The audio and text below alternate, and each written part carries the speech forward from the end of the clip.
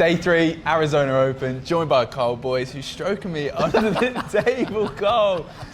We're outside today, we're not in the venue. Yeah, have you had a chance to go on the lazy river? No, I was too busy filming, commentating, doing, recreating shots of the day. I just don't stop. Oh, and then amongst it, I've got my GoPro filming vlogs. Love that. I am 24/7. Love that. What I will say is, though, first of all, thanks. Adam never bought the coffees. Yeah. You do? Yeah, and we'll keep up that tradition. I think that's absolutely a good thing to do for these break rooms, and no problem about it. But let's jump straight into it, because yesterday, emotions were running high. Ooh, yeah. Should we just talk about that one match? Yeah, I woke up at about 8 a.m. I was straight on the socials, seeing what was going on. I've seen YouTubers making videos on it. Obviously, at the time, me and Jeremy had we'd not even spotted any soft breaking, not even thought of it. To be fair, I said to JJ after the match at the bar last night, I've even forgot that's a bit of a thing. I don't really feel like anyone's doing it. No. There's no real benefit to doing it, to be fair. And then I've seen a video this morning where I've seen somebody show all the breaks. I don't think any of them were soft, to be fair. Not one. Did you think that at the time when you and JJ Well, I just can't remember the breaks, that's what I'm saying. Because we just watched the match, none of us have gone, obviously we can switch the mics off and have a bit of a chat, which we do a lot. Usually when someone says something a bit odd and you're watching that means we've just switched the mic off and had a quick chat. Yeah. So you come back, and I did it a couple of times yesterday. I thought Shane had pushed out or something, and I was like, that was a bit strange. Then he did the push out. I was like, oh yeah, I've been chatting to Jeremy. So that's what usually happens. But listen, obviously, Scott had to go home yesterday, personal things going on back home. Yeah. Hopefully he can get back out at some point. So we was like locked in. So at some point you're going to make these errors. Yeah. But we didn't spot any in that moment. With any of the breaks. But like I said this morning, I've seen every single break up until he got called a foul. But I don't think any of the breaks were soft. No. You'd probably not watched them. No, well, I wasn't paying attention. But you saw after that match, I did go and speak with them both, which was pretty good. Yeah, bit especially nervous. Jayson. Yeah, and that's the thing with Jayson. He'll be happy to talk even after a loss like that. And he gave me, his verdict. He gave me his opinion. He felt like it was too late. He felt like it was 5 breaks too late. He said, But I think today or tomorrow, if Jayson did watch all the breaks, he'd probably go, no, they were fine. Yeah. It's just Jason's decided to start crunching them. So if you look at certain players on the circuit, Jayson, Sanjin, Fedor, Shane, Katchit, Mario, they're like going, full power at it. They're going as hard as they can. The others, they're breaking just below that. Yeah. Do you know what I mean? Like more of a control, like a FSI doesn't crunch him, he can go bigger, but it's that control. As a bit of a gauge, I always thought when we was talking about how do you gauge a soft break and all this, it's like a bit of a thing what the pros know, we just know.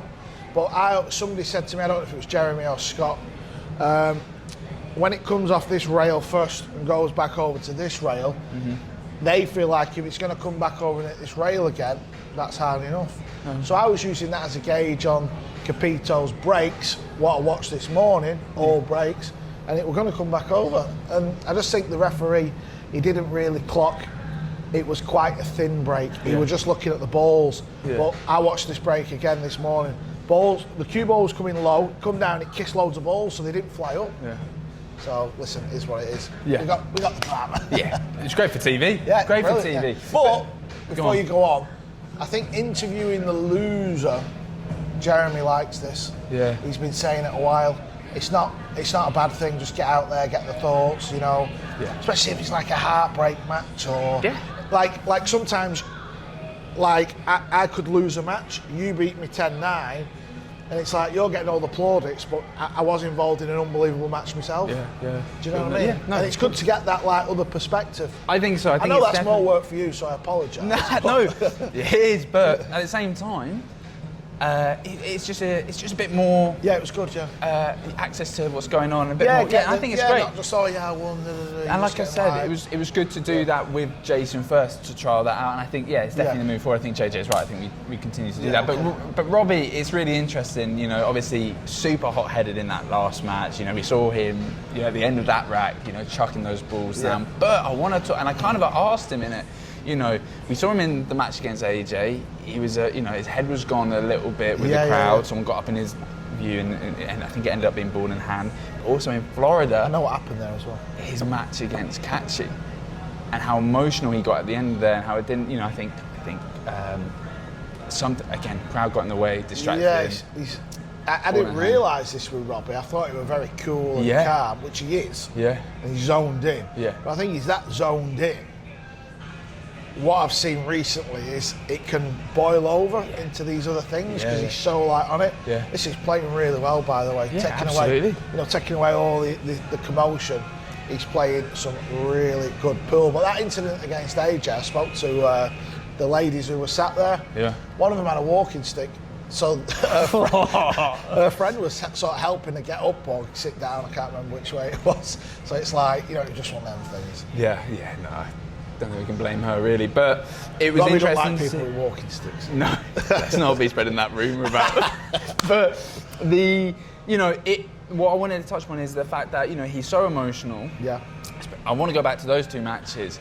He took himself away after the AJ situation, and he came back composed, and he did the same again. I think he did speak to Marcel after that rack between him and Jayson. It's him coming back and maintaining composure for someone that's clearly lost their head. Yeah. It's quite incredible to see him come back and just dial in. Yeah, he had a big lead though, didn't he? Was it 7-1, 6-1? Yeah. So when it's a big lead that, and Jayson won a rack, and then he broke. He was hooked on the 2. Yeah. And I like Jayson's thought process. He decided to get the short stick out, try and fire the jump in. Could have played a push. I think he wanted to try and nail it, try and run out and keep Robbie in his chair, because that would have, stewed up a bit more. Yeah. That was right after, but it didn't happen. Yeah. Robbie sort of won a quick rack there, and it was like done, you know what I mean? Yeah, absolutely. Johnny Archer. Johnny Archer's over there. We're filming, pal, we're live. We're just doing a live video, Johnny, you okay?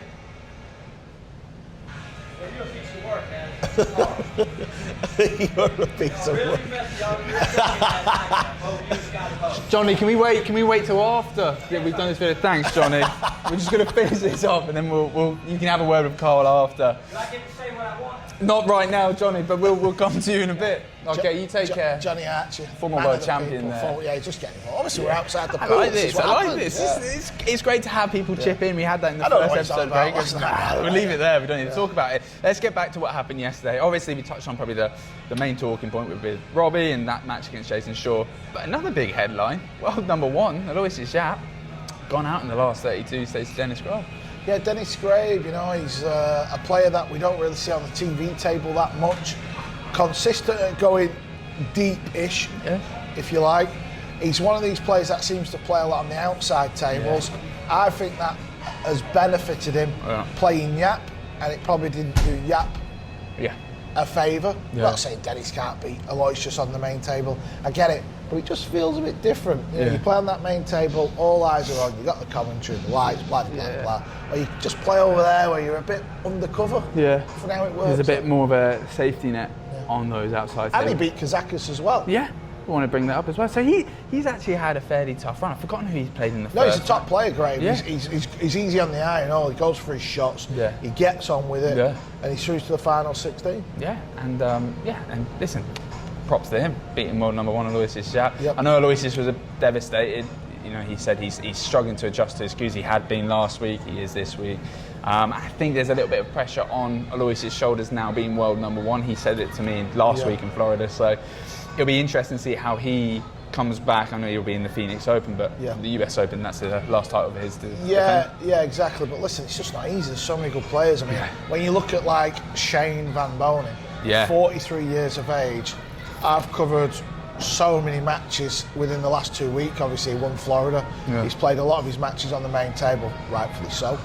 He's playing unbelievable. Yeah. Honestly, he's so in tune with his game. Listen, I remember playing Shane probably 20 years ago. We played a few big matches over the years, a few big finals, and We met each other in last 32 16s of events. I think it's as good as I've seen him play. He's literally right on the money. Yeah. He's crunching the break. There's no issues with soft breaking with Shane. And he's going for his shots. He's thinking clear. He's putting some unbelievable balls, making all the shots. Honestly, he's playing fantastic. Yeah, he is. I mean, he had a repeat against Albert, exact same score from Florida yesterday. And then he went on to face Felix Vogel. Now, which could be a tricky match. You know, this young gun from Germany. Yeah, never played him before, Shane was telling me. And, you know, listen, Felix was playing really well going into that match. You know, I think he got a 34-minute whitewash, we already said. And you know what I noticed with that match, though? It's a bit like Shaw against Pongas on table 4. Yeah. Who Shaw beat Pongas 10-0 the match before Capito. You know, you're looking at like the experienced player who's done it all, seen it all, and it's this young gun. What I liked is the experienced player has shown so much respect to the young gun, and they know this could be the next breed of player. And early on in the match, it could be like 1-0, 2-0. Mm-hmm. Both of them, they could have gone for a shot that's a bit of a flash shot, a little bit risky. They didn't. They tucked it up. They kept the pressure on. Even on the push-outs, they were just like playing smart push-outs. They really kept the heat on the young guns. Yeah, no, it was good to see. It was good to see. Unfortunately for Felix, he had to go home, but you know, it doesn't take away what the form Shane's been in this last 2 weeks. He said he's been practicing for 2 months for a reason, and listen, the results are showing. And he's playing Biardo next. Yeah, that's a big game. Yeah, pretty big game. Probably the biggest one of the last 16. Well, we start at 1 o'clock. Right now it's 11:15, so not long to go. Yeah. He's playing the second match on table 1 this afternoon. That's a big game. Listen. Go on. Praise the single limit again. They're the games where.